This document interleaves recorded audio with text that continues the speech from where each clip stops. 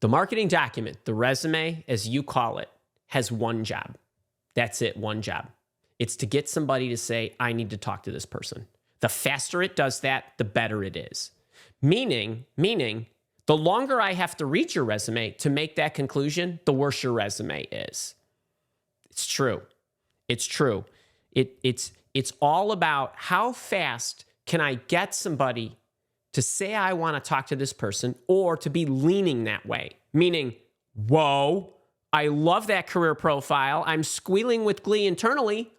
Now all I want to do in the rest of this 2 pages is just make sure that basically this sounds like the career profile I just glanced at.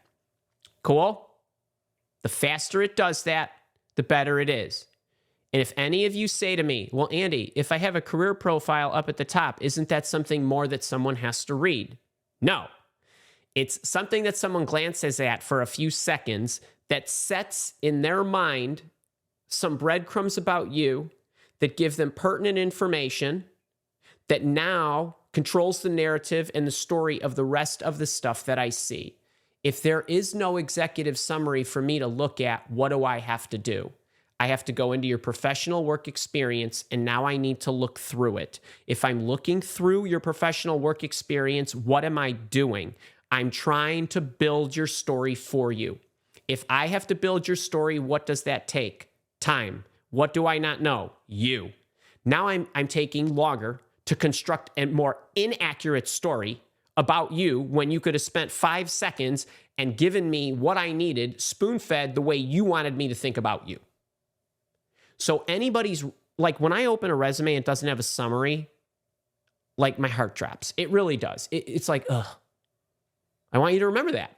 Next time somebody opens your resume, think about it. Now, before a recruiter even opens your resume,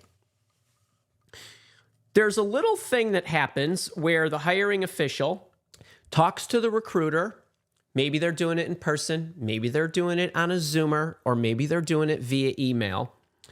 And the hiring official says to the recruiter, okay, I need you to go out and find me a marketing person. It needs to be somebody with marketing experience, business to business marketing experience in particular. I will squeal with glee if you can get me somebody who's worked for a business-to-business software as a services company that operates in the manufacturing industry. Except if they don't operate in the manufacturing industry, that's okay. Any of the other ones are fine, but that would be my preference. I think I need somebody with 10 years of experience. It would be preferential if somebody came from a small to medium-sized company because they understand how to overcome the branding issues that we have as a result of being a smaller, lesser-known company. If you give me people that only have large company experience, they're going to struggle here. I'll look at their resumes, but they're not my first choice. Boom, boom, boom, boom, boom, boom. This goes on for 10 minutes. Okay, why am I telling you this?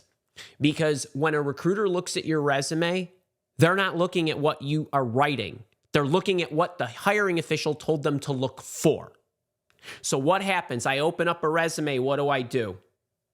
Where's business to business? Where's manufacturing? Where's software as a service? Do I see it on the page? No? Shut. That's what happens. And you wonder why I struggled and I spent so many hours putting so much good stuff in this resume. Doesn't matter. It's what the recruiter is looking for. Who's tracking? Do you understand this? It doesn't matter if you wrote your resume, I wrote your resume. It doesn't make any difference.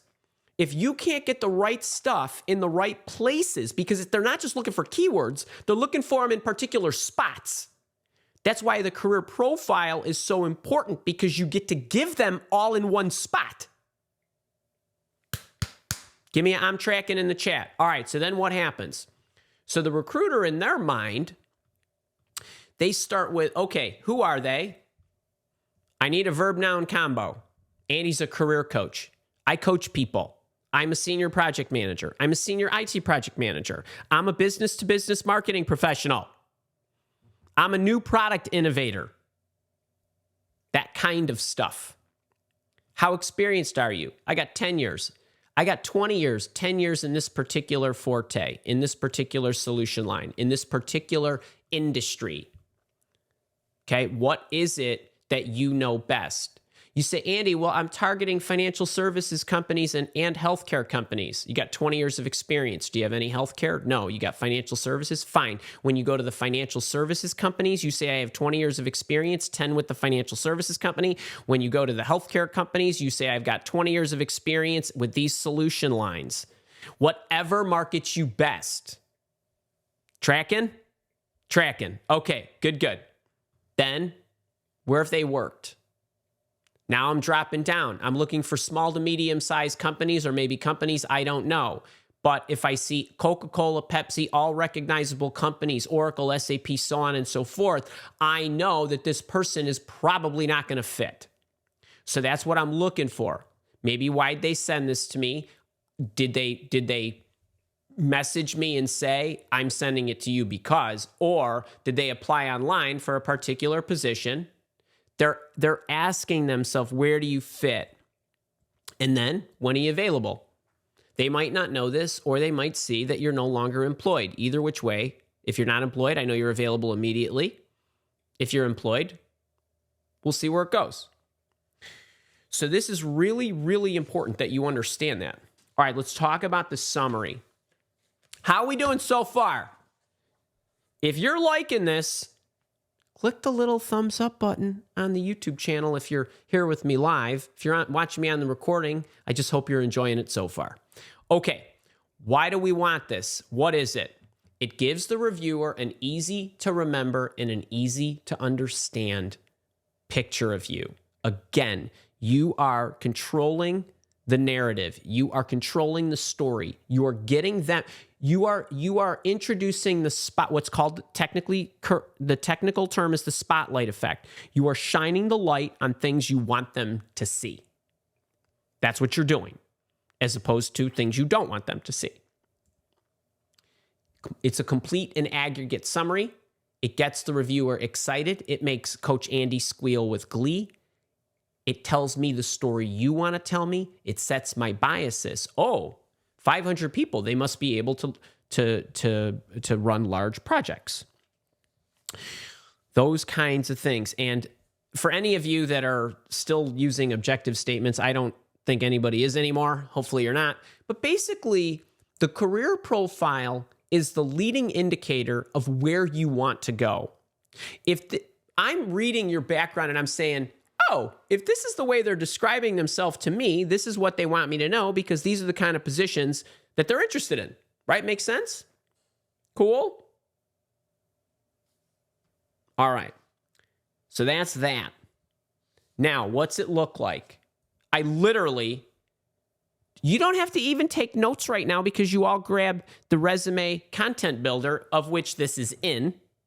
There's a 2 to 3 word descriptor. The more descriptive, the better. With a total number of years of experience or relative years. You're going to say, Andy, I've worked 20 years, but I have 10 in finance and I want to go after financial companies. Should I put 20 or 10? Put 20 or 10 or both. I don't really care.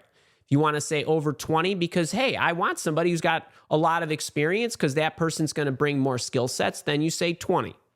If you say you want to say 10 because you're worried because you have gray hair, fine, say 10. I don't really care. Whatever markets you best is my answer for everything. Years of experience in whatever.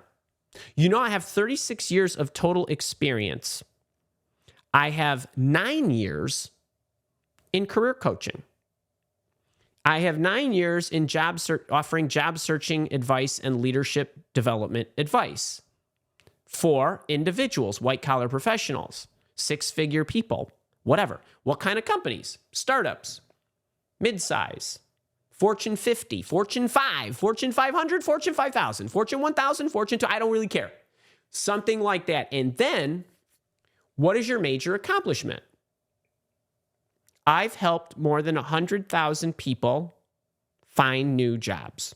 That's a major accomplishment. It didn't talk to you about Susie the other day who I coached. It's everybody in nearly 200 countries. That's aggregation. That's what we're talking about here. And then the core competencies. Core competencies are business functions. They're not character traits. Write that down. They're core functions. You are not a leader. You might be a leader, but you are not a leader on paper. You don't write, I'm a leader on paper.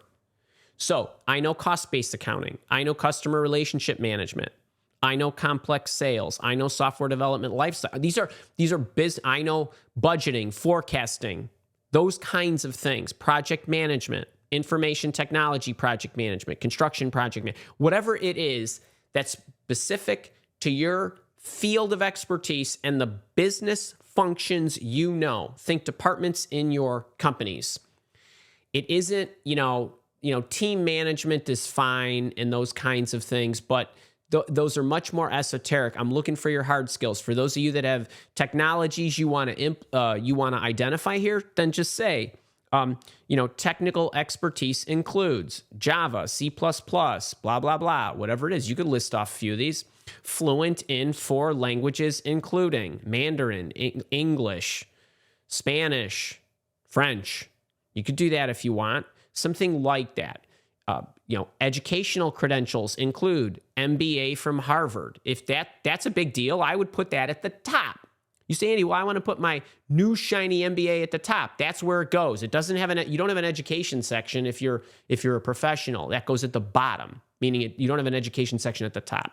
Okay, so this is a summary. And you can say, well, Coach Andy, what the hey does that look like?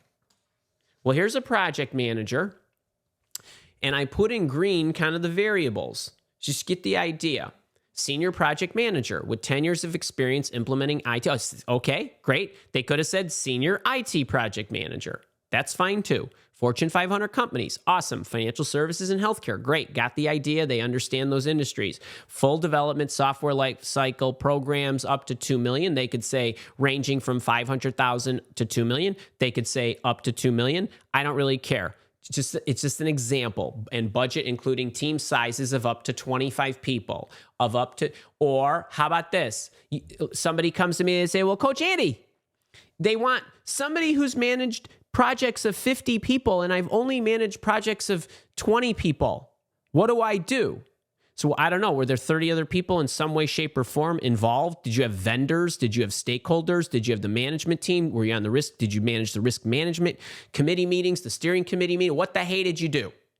Were there other people that were involved? And could you say drive projects with up to 50 people, members, whatever, with 20 direct reports or something of that nature? Show the gravity of what you're doing in the context that you need to market yourself. And then core competencies, project design, scoping, financial management. You get the idea, right? MBA from Harvard, PMP certification, right? Project Management Institute's PMP certification, something like that. This is just a sample. This probably takes about 1.5 inches.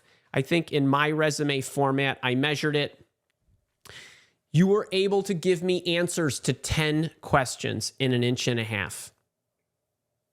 That's pretty good. That's pretty good, right? Just a sample.